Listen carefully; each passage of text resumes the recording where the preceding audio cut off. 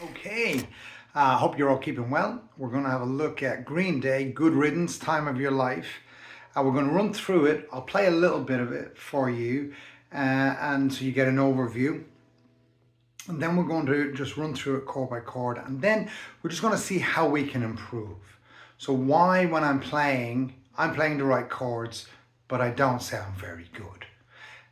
If we feel that way, there's generally just one or two small little things that we need to do, and then we can open it up and sound a whole lot better without much more work.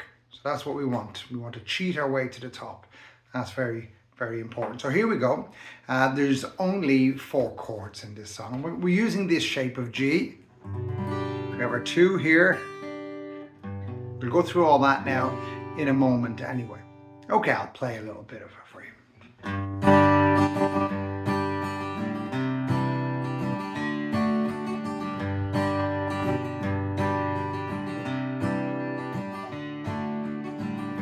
Another turning point, a fork stuck in the road.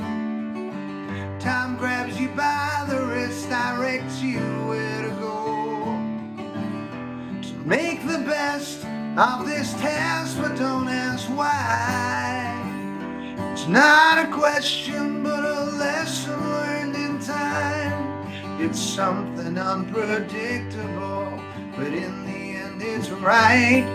I hope you have the time of your life.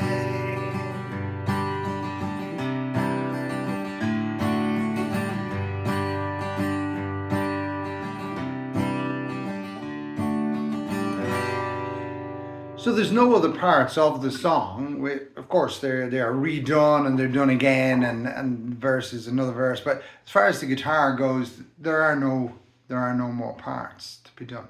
Okay, so what are we playing here? So we have this G here. So here we have it. First finger on the A string, second finger on the E, so that's in the 2nd fret, 3rd fret. And these 2 guys are on the E and the B down here. So this is a very important way, I think, of being able to play many, many songs if we use this. So you notice that's our G. And for our C, we just take these down 1 string. So that's G, take this down, C9. It really doesn't matter, we're calling this C. So G, C. And our E minor or E minor 7, what we have there is we're just going to have what we would have normally for an E minor, but we're going to leave these here. So that gives us a D note and a G note. The G note's always in the E minor, it's what makes it a minor, but we have this D note as well, which makes it a minor 7th. None of this is important. What is important is it's beautiful. It sounds really, really good. So that's what we want. Okay, so we have our G, we have our C, and then we have our D. So this is our D chord down here. So this, another important way of thinking is that in this song, this finger doesn't move at all. This finger stays here for the whole time. So this is our anchor. And if we get used to when we're playing in this key, we recognize that this doesn't move at all. This is going to help us. This is really going to help us to anchor. And we will know if we're off. Apart from the sound, it won't feel right. So it's good just to practice this.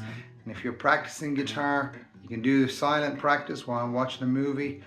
It's always good to do this. Okay, so we have our start. Another turning point, a fork stuck in the time grabs you by the wrist, directs you where to go. Okay. G, C, D. So we notice here we have G 1, 2, 3, 4, 1, 2, 1, 2. So the C and the D have only half the amount of time that the G has. Okay.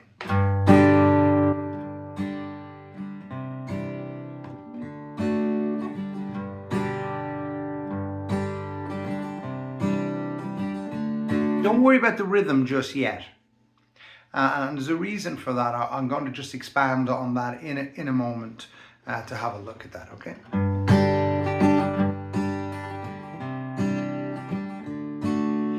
Okay, and that brings us there. And then we have So make the best of this test, but don't ask why. It's not a question, but a lesson learned in time. It's something unpredictable, but in the end it's right. I hope you had the time of your life. Okay, so why does that sound good? We have the chords, but what is it that's making us sound good? So for most of the time when we're playing on acoustic guitar, for a lot of the time we're playing on our own, and if we get used to playing clearly and defining that sound. So for the G, this is just common for me when I play guitar. I realize what's my root note, my low note, and it's this. Okay? So I have this and go. So I tend to go low note, high note. So that's essentially what they're playing, and this works in so many things. So I'm playing bass for myself, but it's easy. I'm not doing any extra work, but I'm emphasizing this low note. Then for the C, I'm finding my C root note, which is here on the A string, and I do the same. And for my D, I'm hitting my D string. Okay, so that's really it. So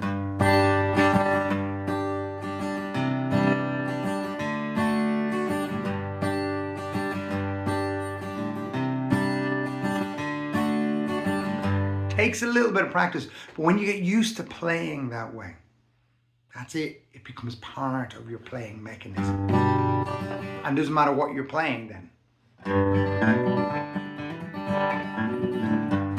You're just getting used to working through the low notes and emphasizing.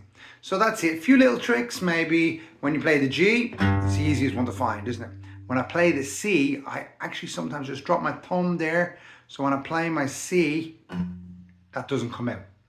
So I go. So it's that. So if I happen to hit off that, there's nothing there. Now when it comes to the D, yes, you're playing, but it's not the end of the world if we hit the A string on the D, because A is in the D chord. So don't worry too much. If we did this,